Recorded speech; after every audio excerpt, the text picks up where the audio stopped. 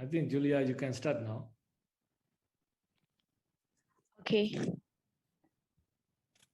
So please let me start this webinar. Okay. So hello, everyone. Welcome to today's webinar. First, introducing myself as Julia. I will be responsible for hosting this webinar today. And thank you all for your time and for being with us on this webinar. So I'm glad to introduce our special guest, Professor Brett R. Roth, Professor of Political Science and Law, Wayne State University, Detroit, Michigan, the United States of America, who will present Governmental Illegitimacy Revisited, Crisis of Political Authority in the Post-Cold War Era. This talk will last about 1 hour and there will be a question and answer section at the end. So if you don't mind, please hold your question till the discussion time. For your kind information, a recorded version of this webinar will also be available on YouTube as soon as possible. So well, as the time comes to start the webinar, it's my honor to welcome you again, Professor, to deliver the speech on today's topic. Thank you very much. It's a great honor to be able to address you on these topics. Obviously, this is a very fraught time for you all, and it provides an opening to have a conversation about the nature of international law, how it relates to internal crises, and particularly how the international legal order has dealt with contests over governmental legitimacy. And this has been a topic that since the end of the Cold War has undergone remarkable transformations, both at the level of intergovernmental proclamation and at the level of state practice, and also, of course, at the level of scholarly treatment. And I happen to have written a major book on this in 1999 that some of you may be aware of. It's called Governmental Illegitimacy in International Law. And so this was an attempt to try to systematically discuss the question of when is a government not a government for purposes of international law.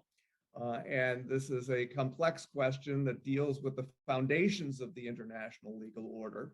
And interestingly, prior to the end of the Cold War, there was remarkably little discussion among legal scholars over questions of recognition of governments, really over a period of about 2 generations, that there were old doctrines about recognition of governments that had been discussed in the late 1940s and early 1950s by some noted scholars, and then the topic largely dropped.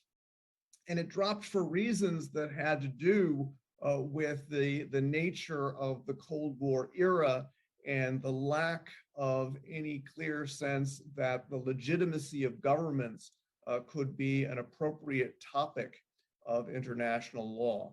There was a lot of discussion during that period about the idea of abolishing the notion of recognition of governments, that recognition of states could be seen as necessarily a topic of international law, but the recognition of governments was really a matter of politics, and indeed that the entire idea of recognition of governments could be eliminated in legal terms and reduced to a mere political question.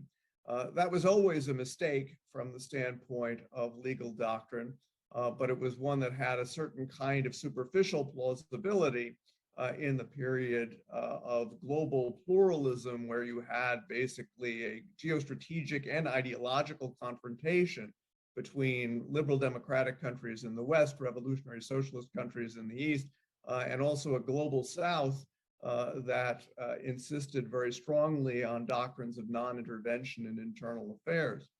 The end of the Cold War changed the landscape in important ways, made it possible to think that international law could be, in some regard at least, partisan with respect to conflicts within states over the question of the legitimacy of governments.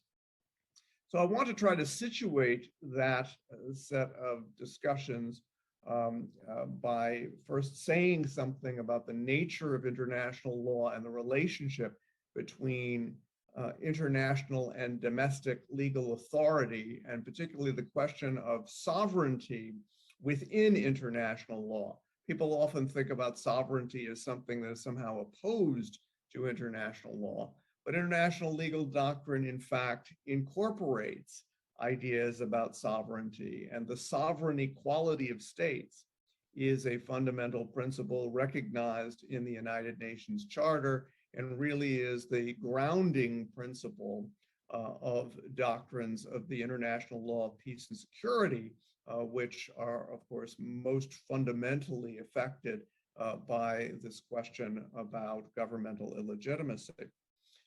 So let me first say something about the foundations of the international legal order, and I will try to share my screen here a little bit to show some of the areas here that are worthy of consideration.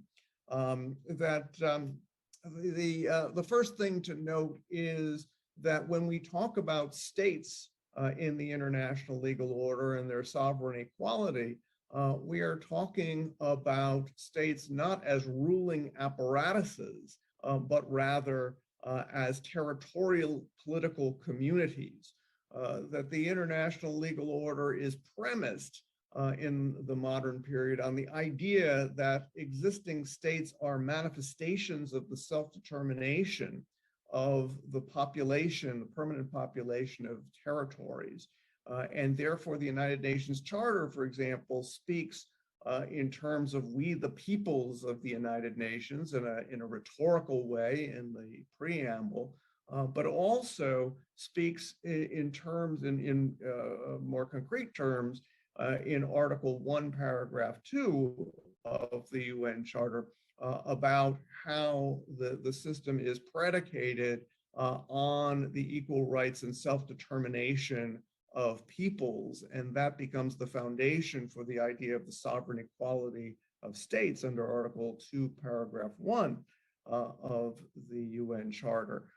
So the notion here is very much one that states are understood as political communities that are equal in legal rights to one another, and someone therefore has to represent those communities.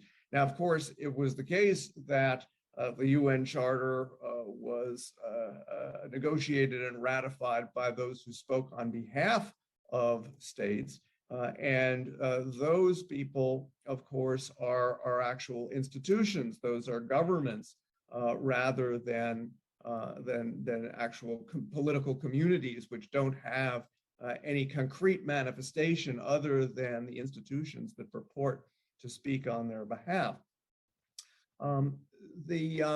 Sovereignty, as I said, is about a relationship of states in the international community. It doesn't, in this meaning, have to do with some status beyond the law, but rather is about the reciprocal rights of states in a horizontal legal order, states that are understood as sovereign equals of one another.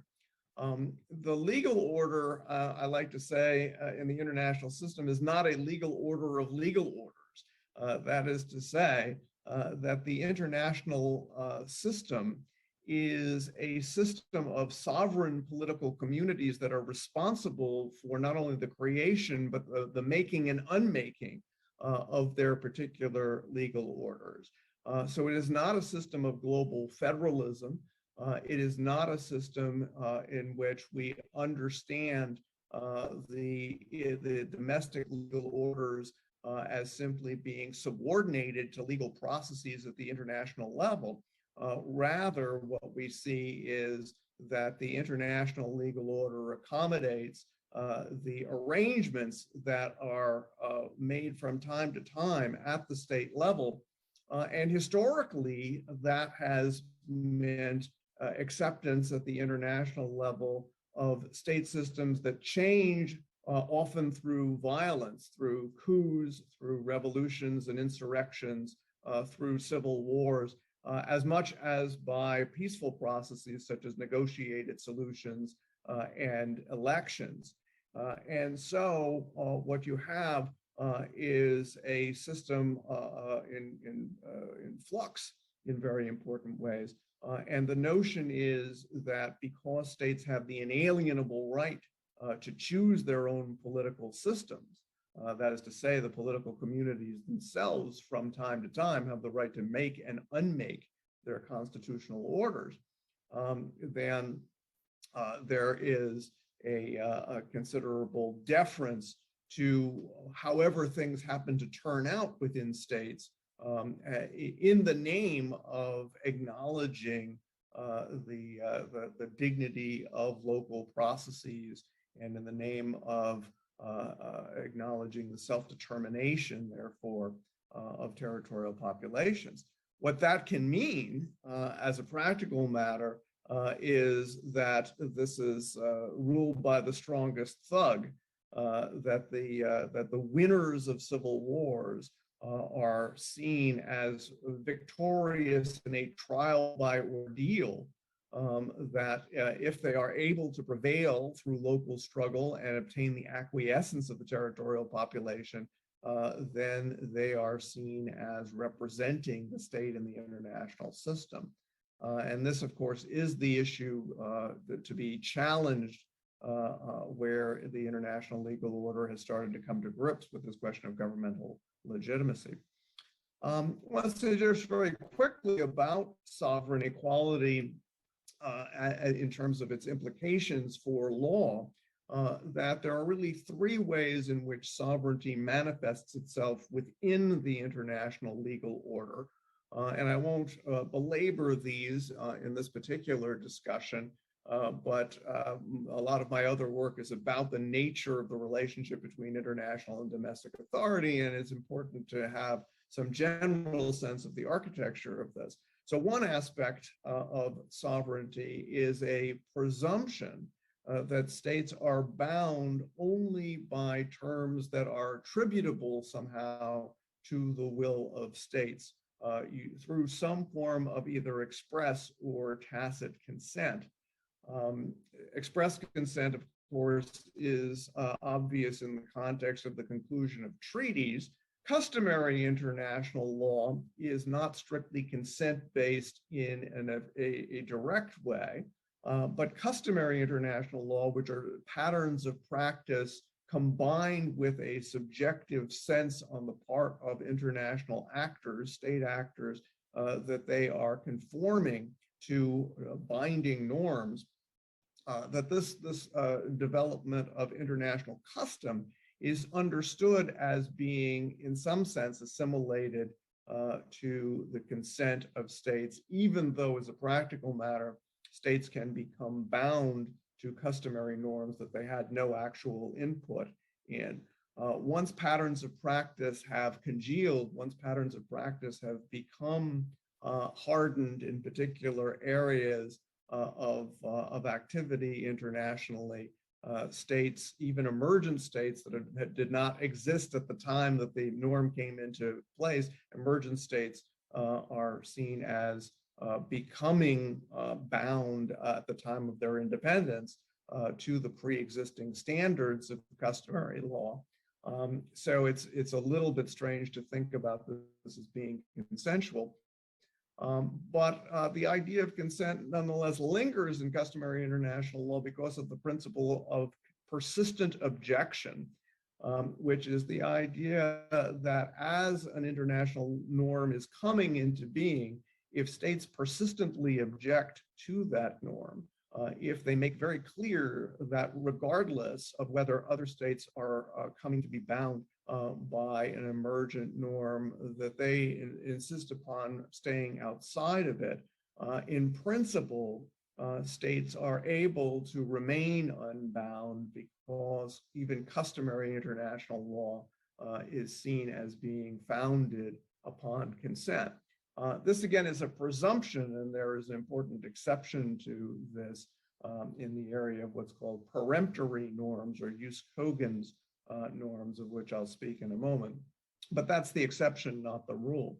So sovereignty is bound up with the idea that presumptively states are only bound by international legal norms through processes that are attributable to their own will.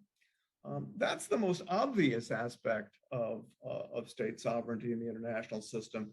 A less obvious one has to do with the way in which norms are implemented in the international system, because, again, we don't have a system of global federalism, strictly speaking. What we have is a situation where there are dual legal planes, the international legal plane and the plane of domestic legal authority.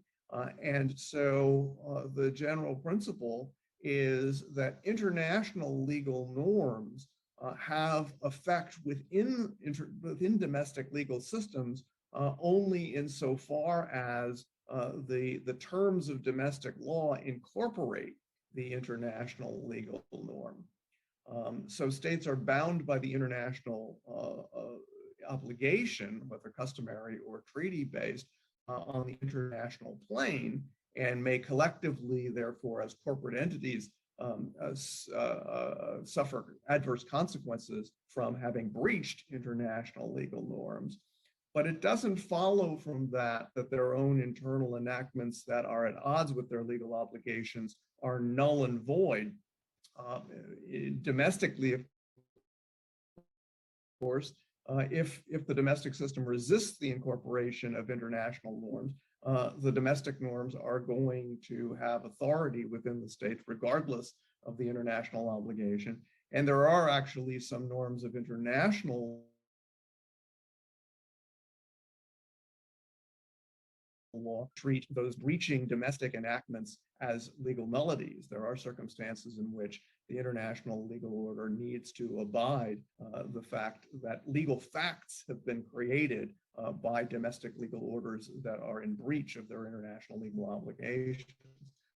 We won't probably have to dwell too much on this idea, but it is important, particularly when we think about human rights violations, which are short of international crimes, because international crimes are an exception to this. However, human rights violations are much broader than international crimes, and enactments that are in breach of international human rights obligations that don't, which breaches do not rise to the level of international criminality, still have effect within the state, and individuals who are in compliance with domestic enactments, even if they violate international human rights obligations, may be protected from accountability by the principle of nullum crimen sine lege, the fact that be held criminally liable for something that is not in violation of the law at the time and place that you committed the act. That becomes quite important, where in effect the same act is lawful and unlawful simultaneously, lawful within the terms of domestic law, even though in breach of international human rights law. Again, this does not apply by and large in cases involving international crimes, which pierce the veil of sovereignty and hold individuals directly accountable and can lead to individuals being prosecuted for international crimes in the domestic courts of foreign states under principles of universal jurisdiction. And this may be very relevant to people who are committing acts under the current government, the junta in Myanmar, who might think of themselves as being protected by their conformity to the existing legal order, the de facto legal order, but nonetheless may find themselves subject to prosecution for violations of international crimes, which are the exception to this deference to domestic order. The third and most important point to make about sovereignty has to do with the non-intervention norm, that even where a state is in breach of its international legal obligation, that there is a norm of non-intervention that withstands a state's own malfeasance in the international system, a state's violation of international norms or breaches of international obligations. So it can be the case that a state is committing bad acts in the international system and other states can only respond in limited ways to those bad acts because there are strict limitations on recourse in the international system. This is the area of international law known as countermeasures, and countermeasures by and large are limited not only to nonviolent measures, but also may be limited in certain other ways with respect to their proportionality and with respect to the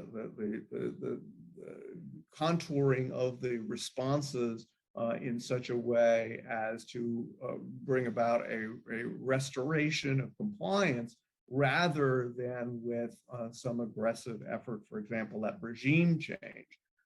Unilateral efforts to try to effectuate international norms through secondary boycotts that are unauthorized by the Security Council under Article 41 of the UN Charter are potentially violations of the non-intervention norm, even where they are in response to a state's breach of international legal obligation. So the main exception here is Security Council action, and the Security Council under Article 41 can impose economic sanctions on states.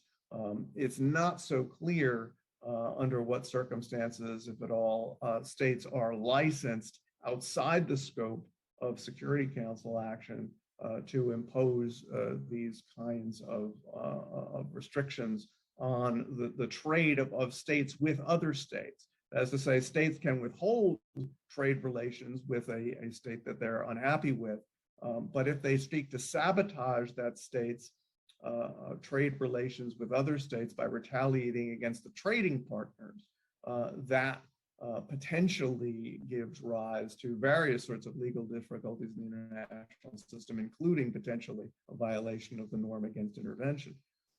Most directly, of course, threats and uses of force direct and indirect, are violations of the United Nations Charter, even where they're seen as a kind of provocation by virtue of the fact that a state is in breach of its obligations. And again, in the absence of the Security Council resolution under Chapter 7 of the UN Charter, under Article 42, there is no justification for the use of force against the territorial integrity or political independence of a state. And this includes the area of so-called humanitarian intervention, because although there has been the emergence of a doctrine of responsibility to protect in the name of seeking to license humanitarian intervention in particular cases where a state has egregiously failed to fulfill its responsibilities in respect of the well-being of the civilian population, the current international law restricts any such implementation of responsibility to protect to actions that are authorized by the Security Council under Chapter 7. So Chapter 7 becomes the basis, the exclusive basis for the coercive intervention under the responsibility to protect doctrine. However, there may be an exception for this precisely because although the use of force against the territorial integrity and political independence of states is barred as a matter of jus cogens, as a matter of peremptory norms in the international system and by the United Nations Charter, what happens if a state has a legitimate government that invites intervention within the internal affairs of the state? What if the legitimate government recognized by the international community licenses foreign states to intervene with force on the national territory in order to restore the legitimate government's control where it has been displaced by a usurper regime that is unrecognized in the international system? This is really where the critical issues arise in respect of governmental illegitimacy. And as we'll see, This is where there's been a certain amount of flux in the position of the international community on this question. All right. The first thing to understand about the components of the international system, as I was indicating earlier, is the distinction between states and governments. States are the bearers of rights, obligations, powers, and immunities in the international system. But states, as I've said, are sovereign political communities. They are territorially based entities that are really made up of the permanent territorial population. But someone needs to speak for them. They cannot speak for themselves. And so there has to be some recognized agent that asserts rights, incurs obligations, exercises powers, confers immunities on behalf of that sovereign entity. And so the agent is the state, whereas the principal, the agent is the government, whereas the principal is the state.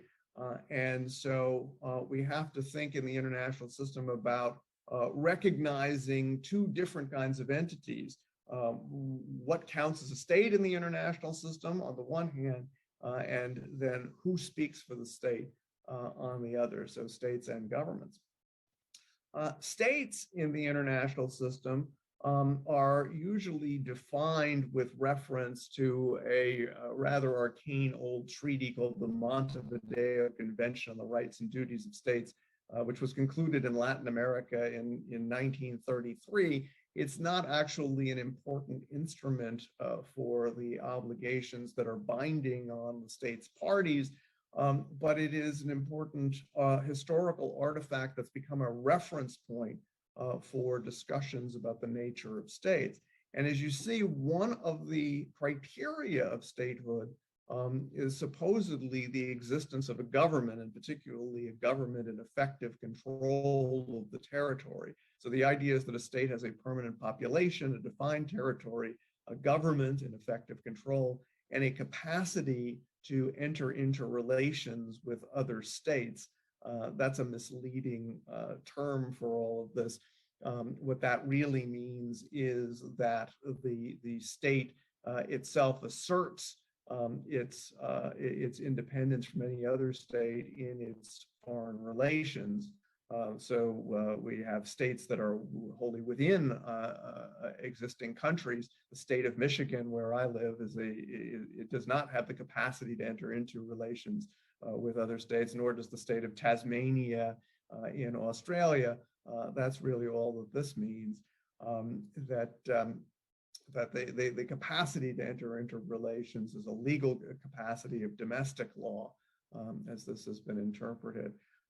But if you were to take seriously the Montevideo Convention criteria, you would think that any population, any sort of populated territory that has an effective independent government would necessarily be seen as a state, that these would be necessary and sufficient criteria of statehood. And in fact, that's not the case. In fact, it turns out that there are many circumstances in which states do not fulfill these criteria yet continue to be recognized, and there are many entities that seem to have these criteria that remain unrecognized.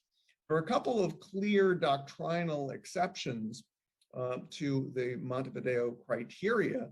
One has to do with the doctrine of premature recognition. A breakaway entity, a seceding entity, is not going to be recognized by the international system typically until the government has lost all hope or abandoned all effort to reassert its dominion over the breakaway territory. That's the old norm articulated by Sir Hersch Lauterpacht in an important book on recognition in the late 1940s, and that is the generally accepted notion. So breakaway entities tend not to be recognized, and indeed the international system is so slow to recognize them that even where the government has lost hope and abandoned all effort to reassert its dominion, unless the government from which the entity is seceding actually concedes the status of the entity. Very rare is it that the international community comes to recognize the seceding entity. So you have, for example, Somaliland, which has broken off for 30 years now from Somalia, but continues not to be recognized as a state.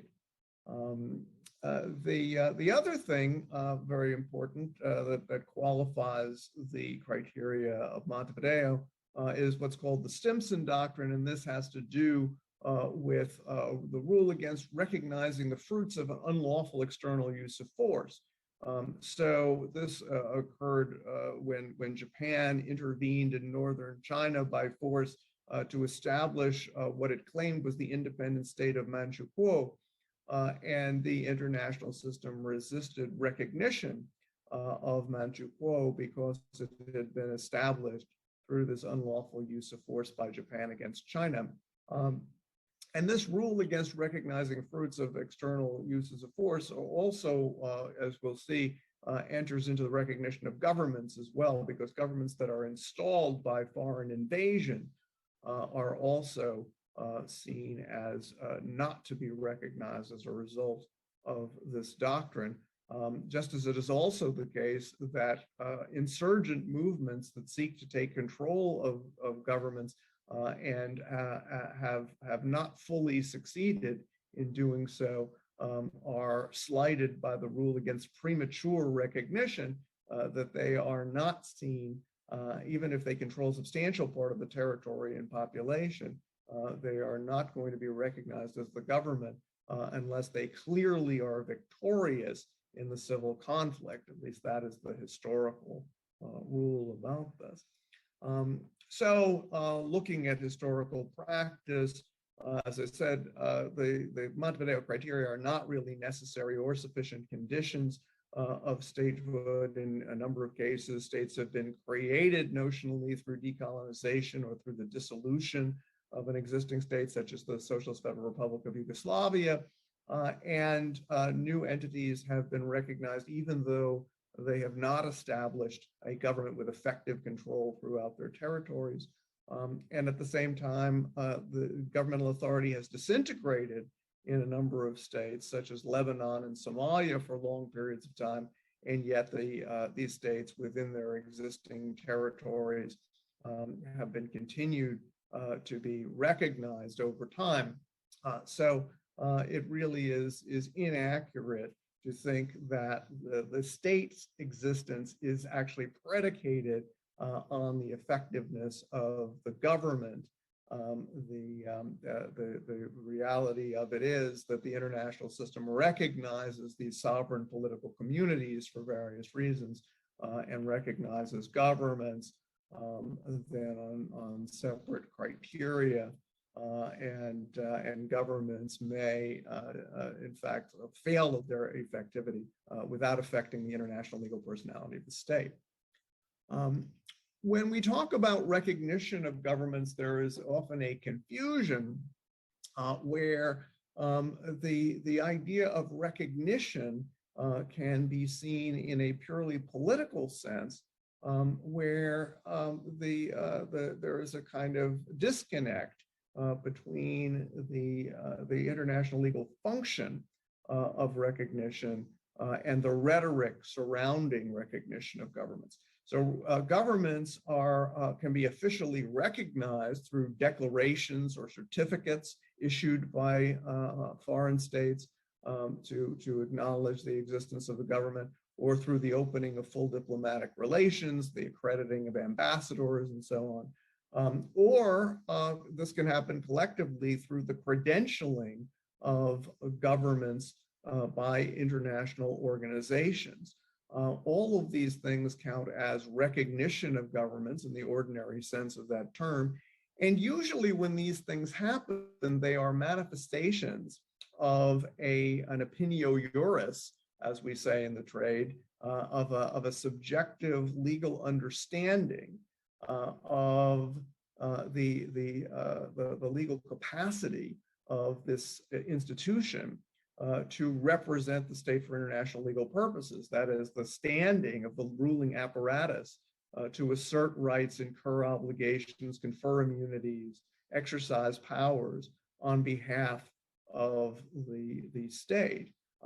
It's usually, recognition of government is usually a sufficient but not a necessary ingredient of this. It's a sufficient condition because in most circumstances, these decisions are made in light of the legal consequences. But there's not a one-to-one correlation there. And there have been circumstances where credentials have been conferred by international organizations, even without a very clear sense that there are legal consequences of this. We're in the midst, of course, of a controversy with Myanmar over the credentialing of representatives in the United Nations. And it should be pointed out that there is nothing automatic about the idea that credentialing these officials would establish as a legal matter that the government that credentialed them, the people who sent the representatives, in fact, represent for all other purposes those with standing to assert rights, incur obligations, confer immunities on behalf of Myanmar. It's an indication of that. It provides strong evidence for it, but there is not a one-to-one correlation. Rather, this acknowledgement is something that needs to be discerned from the totality of state and intergovernmental organization practice.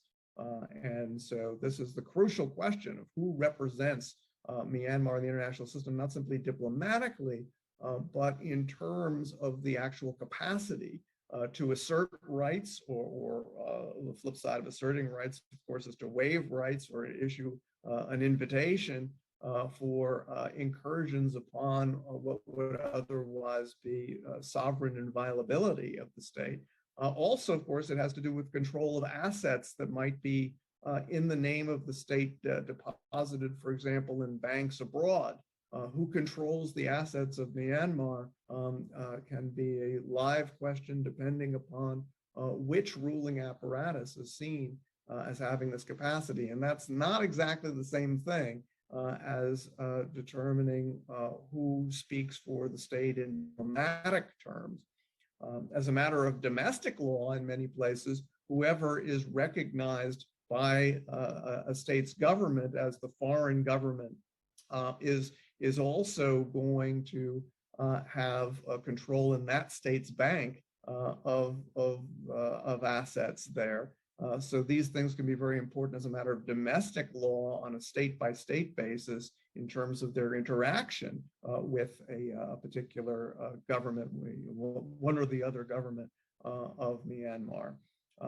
But in terms of the international system as a whole, it could, of course, be that one state is out of step with the international order's position on all of this and could indeed be in breach of Myanmar's rights by recognizing the wrong government and conferring assets to the control of those who are not genuinely authorized on behalf of the state of Myanmar.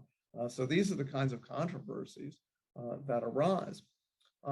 Frequently, the relationship between political and legal recognition is discussed in terms of whether recognition is declaratory or constitutive. I don't really want to get into all of this. The real question is, what is the legal question to which recognition is the answer? We're looking not fundamentally to these diplomatic questions, but to this matter of what is the manifest sense of the international community about the legal standing of the ruling apparatus. And that, again, is the standing to assert rights, incur obligations, confer immunities, exercise power on behalf of the sovereign entity, Myanmar itself. Now, governmental illegitimacy is a complicated problem. The standard position of the international system, certainly before the end of the Cold War, was that where a ruling apparatus maintained effective control through internal processes, that the ruling apparatus was seen as having this standing to exercise the rights of the underlying sovereign entity. And the reason for that is that other historical solutions to this problem tended to be worse.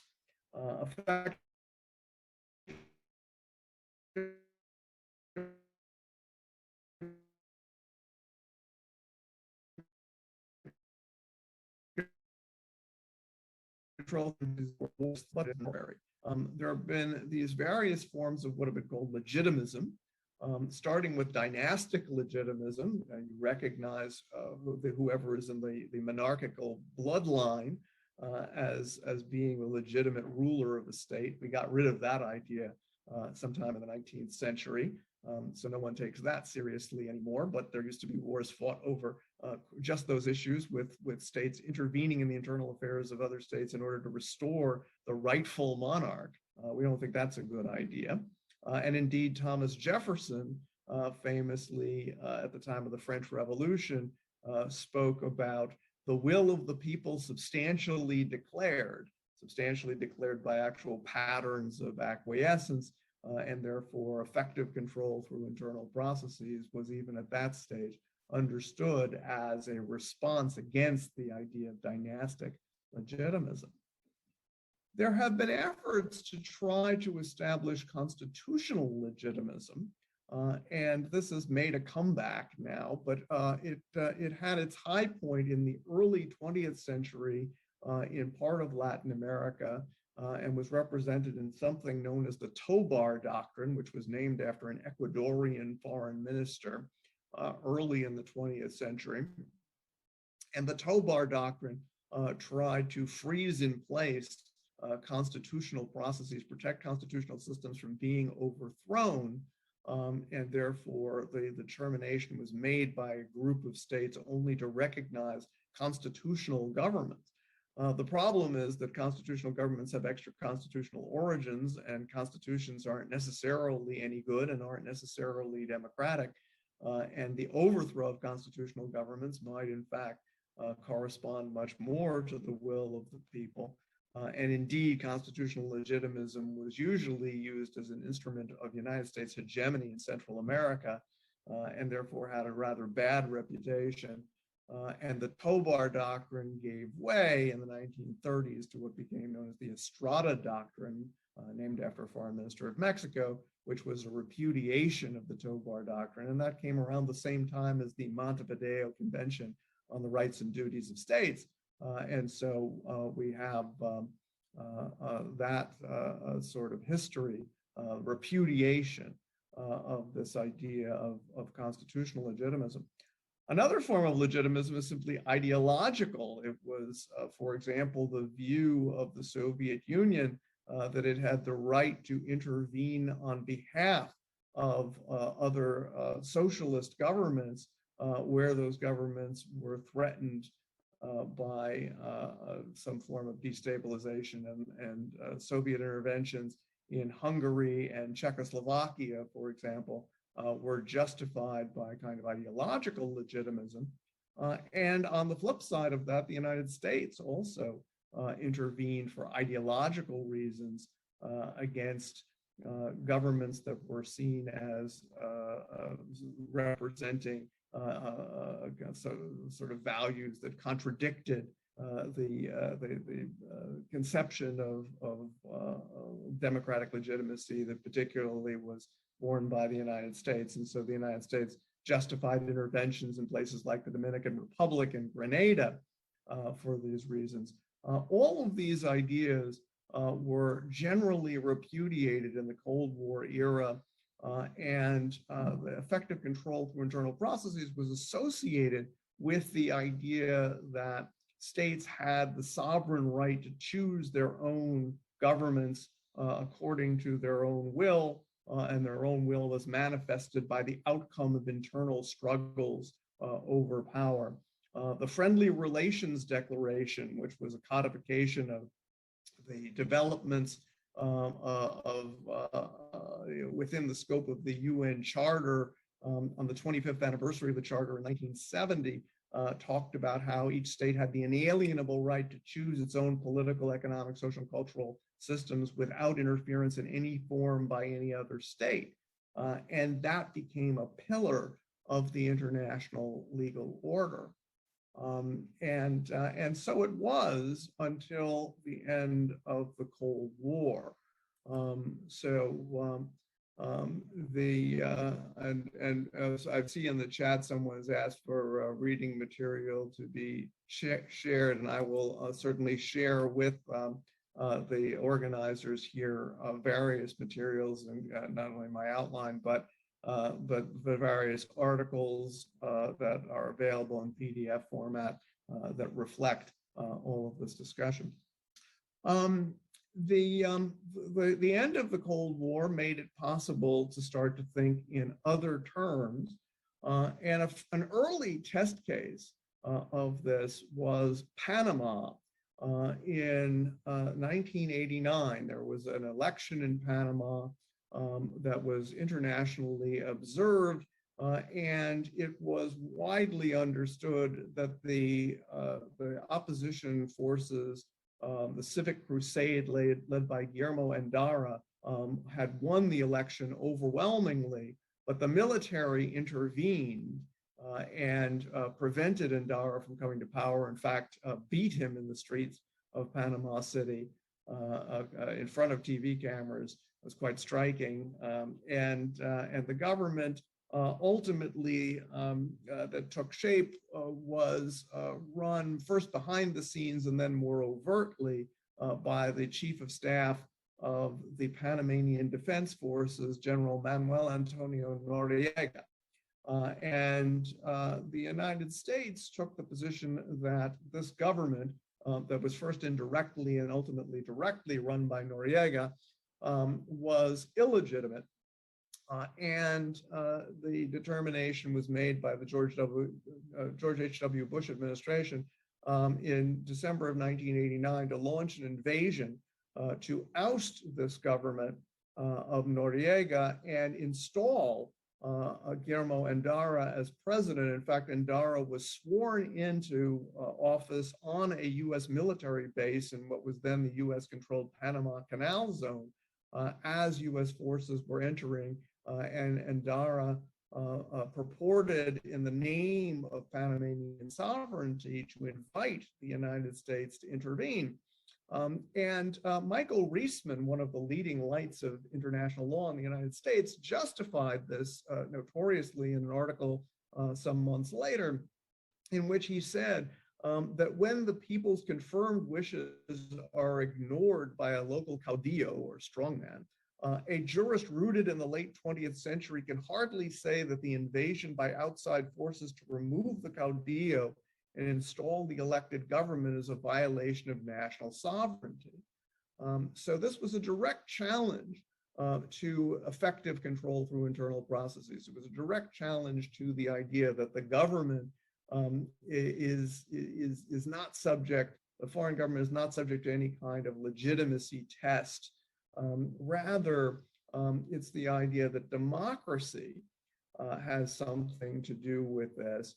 And where a free and fair election is flouted by military authorities, that this authorizes foreign forces to intervene even without a Security Council authorization in order to vindicate the electoral outcome and put the legitimate government into power.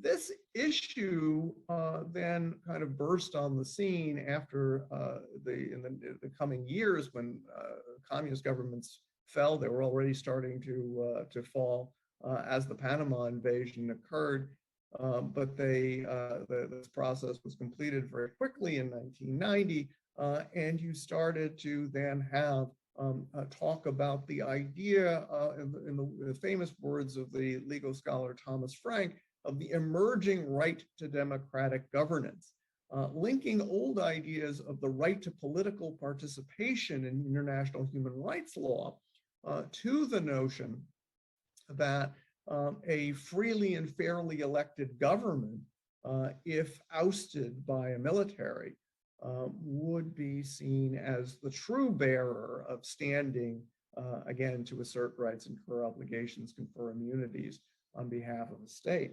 And so what you get is this notion of the democratic entitlement thesis. And the democratic entitlement thesis has three components. The first is that the human right to political participation has a determinate content grounded in liberal democratic institutional practices. Now, what this means is there had always been a right to political participation as long as there has been human rights law. Article 21 of the Universal Declaration on Human Rights speaks to the right to political participation. It also has this language about the will of the people being the basis of the authority of government. When the right to political participation was codified in treaty form in other instruments, particularly in Article 25 of the International Covenant on Civil and Political Rights, that language was stripped out, and it was simply stated in standalone terms that people had the right to political participation through their own electoral processes with a right to be freely elected and so on. But as it happened during the period of ideological pluralism, elections became understood through the lens of the dominant ideologies of the states. And because there was a large part of the international community that took the position quite overtly that one-party regimes that tolerated no organized opposition could be seen as compliant with Article 25 of the ICCPR, that they allowed for political participation through particular structures, even though they were established by one party and had no genuine competition. The idea of the right to political participation became so open-textured as to become essentially meaningless. So the first step was to say that the right to political participation excludes the one-party regime that tolerates no organized opposition, that it requires electoral competition among political parties in free and fair elections with freedom of speech and freedom of association, freedom to organize political parties and so on. So that was the first piece of this. The second piece was that there's a determinate relationship between the mandated participatory mechanisms and the actual exercise of political power. So the will of the people as the basis of the authority of government, which had been this kind of general notion of popular sovereignty accepted not just by liberal democratic systems, but by revolutionary socialist and other systems that predicated their legitimacy on some notion that they represented the will of the people as manifested in a revolutionary moment, or mass demonstrations, or whatever might be orchestrated by the government. This idea now was to take a much more determinate form, tied together with the idea of free and fair elections. So the notion is that political participation has to be actually the determinant of political power, and therefore the will of the people is based upon such exercise of the exercise of power is based on such exercise of the will of the people as is manifested in free and fair electoral processes.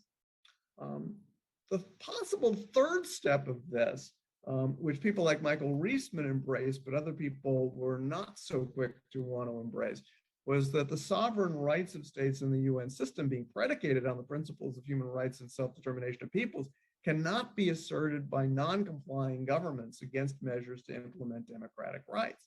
So what this means is that if a state is violating the right to political participation, that its government cannot be heard to assert the right of non-intervention. And indeed, a government like Noriega's government could not be heard to assert the right of non-intervention against those who would seek to install the genuine democratically elected government.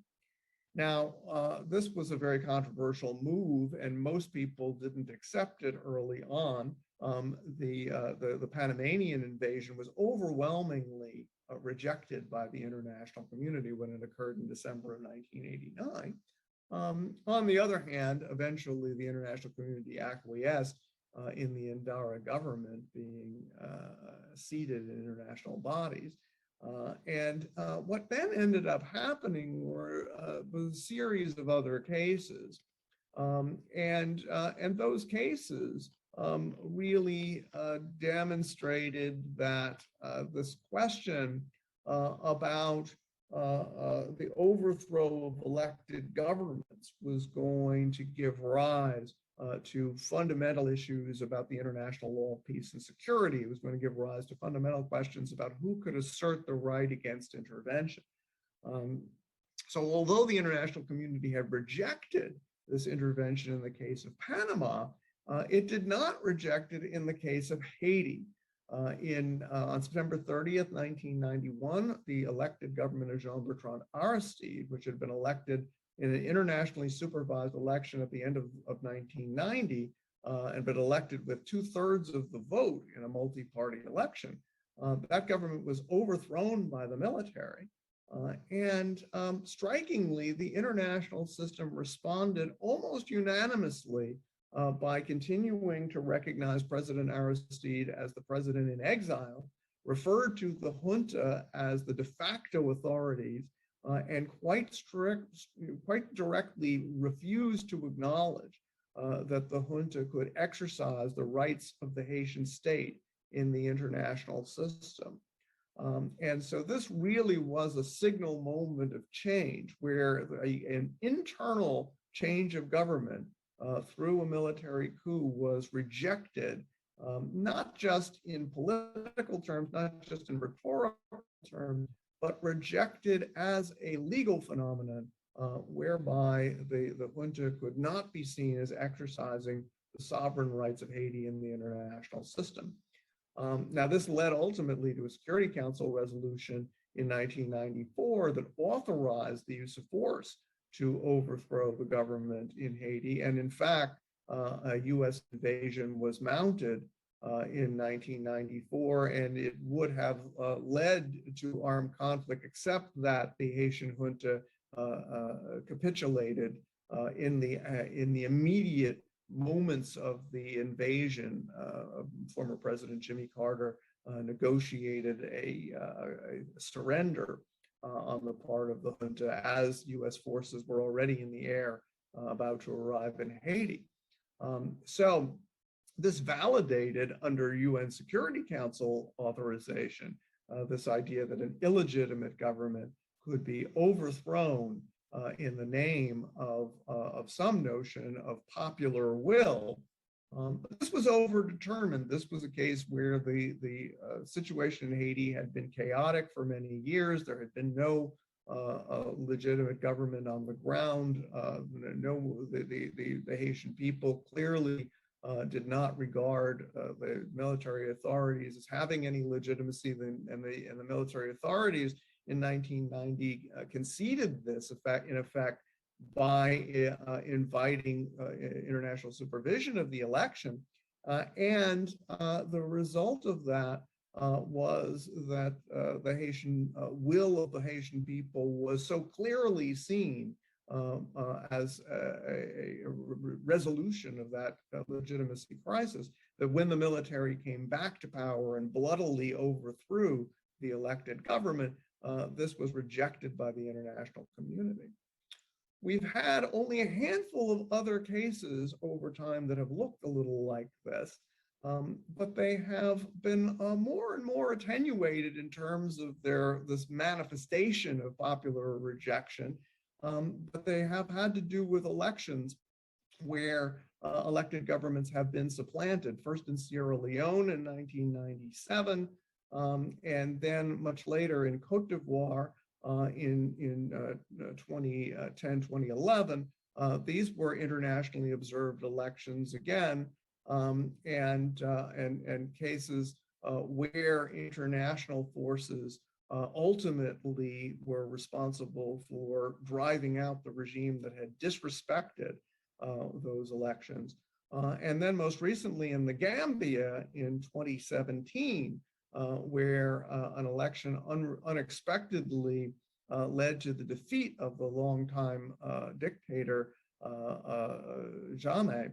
The Senegalese army actually intervened onto the territory of Gambia, and Jammeh, seeing how things were going, decided to capitulate. And so the government of Adama Barrow, which had won the election, was installed through military intervention. And so what we've seen in these cases, and there's much more to talk about, the very inconsistent practice, many coups have been successful and the international system has acquiesced in them in cases like Egypt and Thailand and Ukraine. And so there is no clear rule, no clear pattern of practice in favor of the idea that free and fair elections are simply going to give rise to international resistance to a government that's come to power by force. Nonetheless, the case that we have a number of precedents now in the direction of allowing for a government that has an electoral mandate, particularly an unambiguous electoral mandate, against a disreputable government, one that doesn't seem to represent substantial sectors of the population, doesn't seem to be a reflection of a divided society, but rather is a reflection of usurpation. In those cases, we see a substantial opportunity for a government to be recognized. We have right now the split case of Venezuela, where the government of Nicolas Maduro has been continued to be recognized in the UN system. Maduro's diplomats are credentialed before the United Nations, but not before the Organization of American States. And so we see that there are these distinctions. And so this is the context in which the Myanmar crisis arises.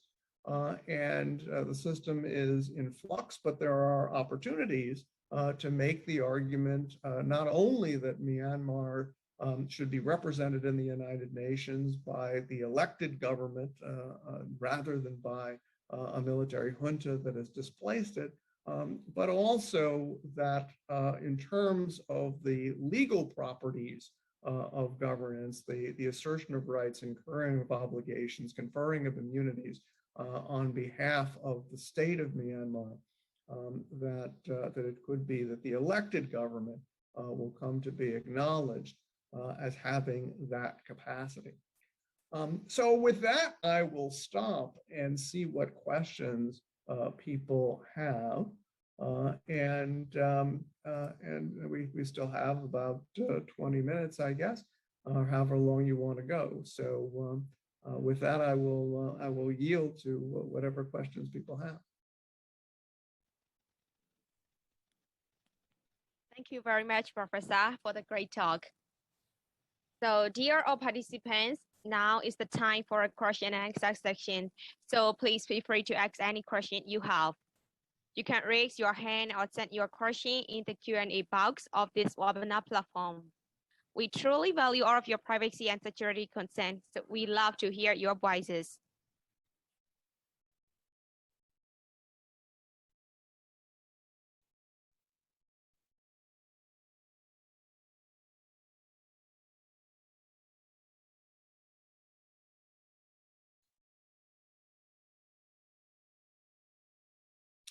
People may be just overwhelmed by the deluge that I have inflicted on them here.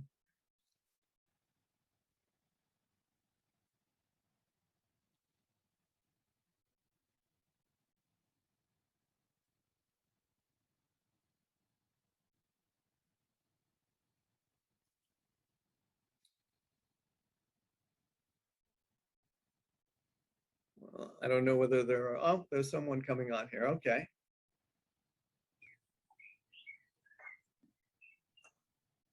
Hello. Yes.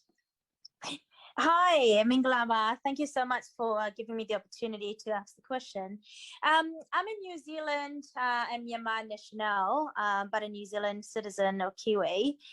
We launched a petition in August, and we got over 540,000 signatures requesting our New Zealand government, to recognize the NUG as a legitimate government of Myanmar. But it seems to be that the international governments, including New Zealand, especially our campaign being the biggest, are quite silent about it. And from what I know, they most likely might not acknowledge our request. So as a civil society and political activist, the campaign we work so hard for, and I'm just wondering if you have any comment on, what kind of other pressure can we give to any government when over 500,000 civilians have voted for the government to do something about it?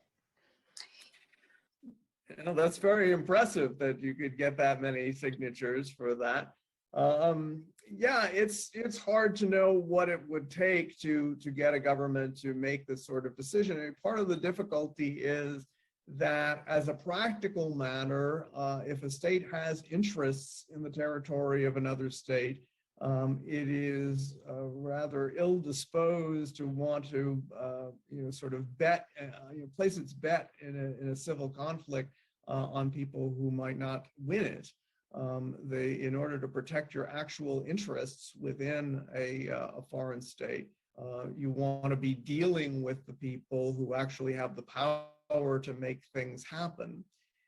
And so for that reason, among other reasons, there is a natural tendency for international diplomacy to operate on the basis of whoever is in effective control of a state. Of course, that can occur even where the effective control is not through internal processes and where it is in breach of fundamental norms of international law. But it's difficult to know strategically how to overcome this. I think it's though quite remarkable that the government in New Zealand is confronted with such a robust civil society effort on behalf of the elected government of Myanmar, and you would think that it might have more impact. It's hard to imagine this happening in even the United States, a much larger country, to get 500,000 signatures for anything like that. So I congratulate you on what you all have managed to accomplish in New Zealand. I don't know how much more you can do than that.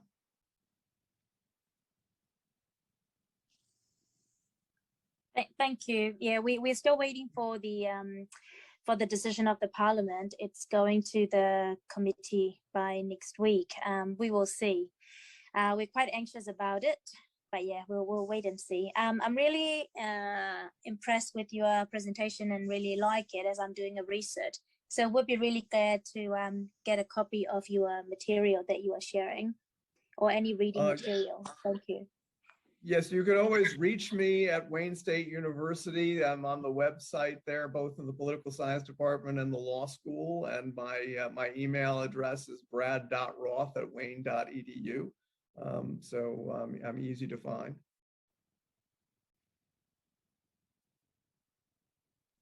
Thank you, sir.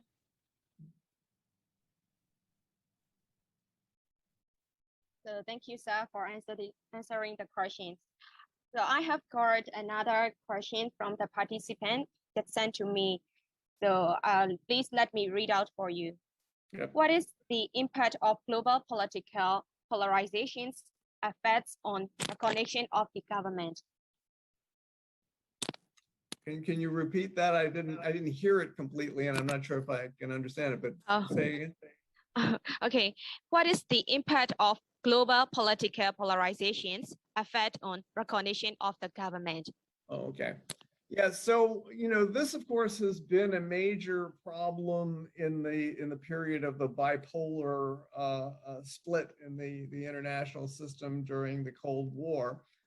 This is why there were so few opportunities to have some kind of international consensus on the government and effective control not being the legitimate representative of the people, because what counted as the legitimate representative of the people was was sort of a reflection for the international community of these different geostrategic interests combined with different ideological interests. And so there were very few circumstances in which the liberal democratic West and the revolutionary socialist East would come to a common view about these matters. Although there were certain moments where there were overlaps. Most of them had to do with vestiges of colonialism that no one wanted to be on side with. And so you did have some common ground with respect to Rhodesia as an emergent quasi-state that was not recognized when it declared independence, precisely because it was broadly reviled in terms of its suppression of the racial majority. And the apartheid regime in South Africa also a series of measures that were implemented across the divide of the international community. Then you had a period of about 25 years where there seemed to be much more opportunity for broad-based consensus on at least particular cases in which a government had been manifestly repudiated by the underlying population. And that's how you could get some of these instances that I've referred to, where there was not substantial discord in the international system over who represented the true will of the people in these cases. The problem since about 2014 is the breakdown of mutual trust and understanding between particularly the United States, the EU, and groups of states allied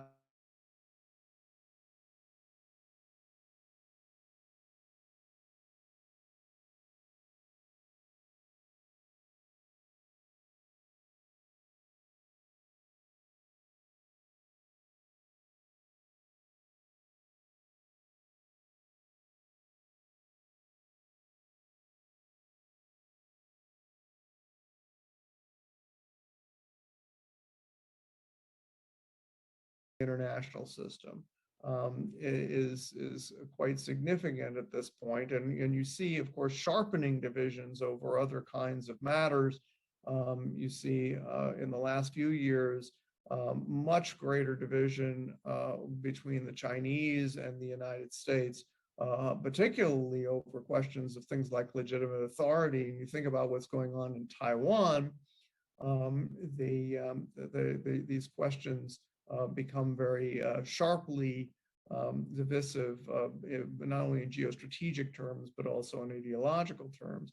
And I think that these dynamics make it harder for the Myanmar situation to be resolved consensually, that the suspicions on the part of the Russians and the Chinese that Western forces are trying to assert hegemony through dictating winners and losers in internal conflicts is a particular obstacle to this. Of course, there are also whatever concrete interests these countries have in Myanmar, and I think the Chinese seem to have somewhat flexible attitudes toward all of this. They have worked with the United States to a certain extent in this area to try to work out some kind of solution in the United Nations, basically to keep the junta from being able to speak at the General Assembly, at least so far.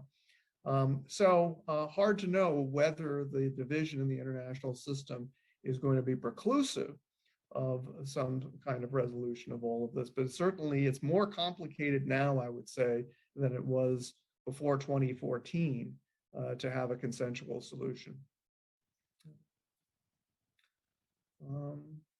Okay, we've got a question in the chat here.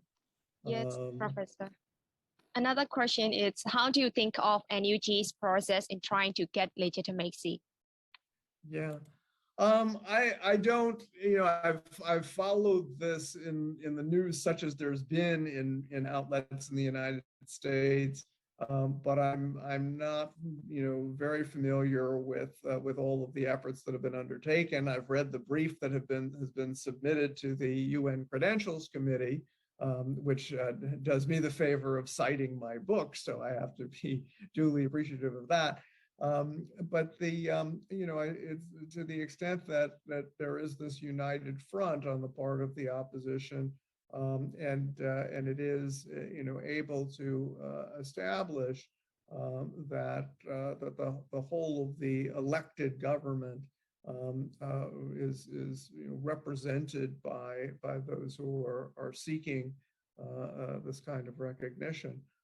I think that is all to the good. In terms of other measures being taken, I'm not entirely sure what all is happening, so you can inform me about what further efforts have been undertaken in order to try to gain a higher international profile.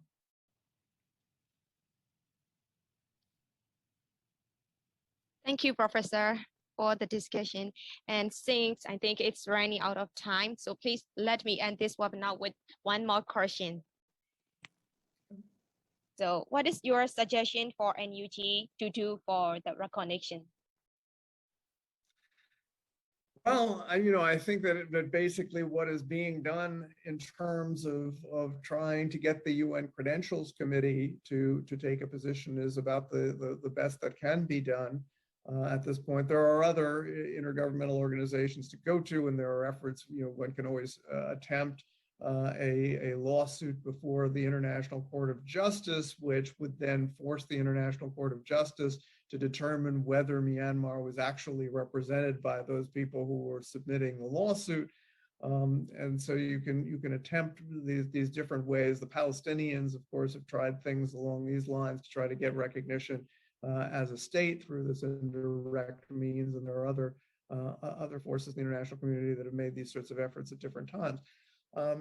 But the Credentials Committee, as I say, is the most centrally located venue for all of this. And even though the Credentials Committee doesn't actually have the authority to establish the NUG as being legally the bearer of the sovereign properties of the state of Myanmar, but they do come as close to that as you can come in the international system, because the credentialing of diplomats is ordinarily seen as a manifestation of this sort of opinio juris, as I say, this legal judgment. Now, there have been times when regimes have been credentialed, notwithstanding this. So the Afghan regime that was basically overthrown by the Taliban in the 1990s and was limited to maybe 10% of the country, continued to be seated in the UN General Assembly, even though it's very doubtful that as a true matter of legal judgment, anyone considered by, say, 1999, that the Rabbani government actually had standing to assert rights on behalf of the state of Afghanistan. But still in all, the Credentials Committee is the best venue to fight out this question, I think. Thank you again, sir, for the great suggestion. So I think now we have to come to the end of this webinar, since we have already covered enough for the today's topic. So once again, thank you everyone for your active participation. Thank you, Professor, too. Thank you all. Thank you very much.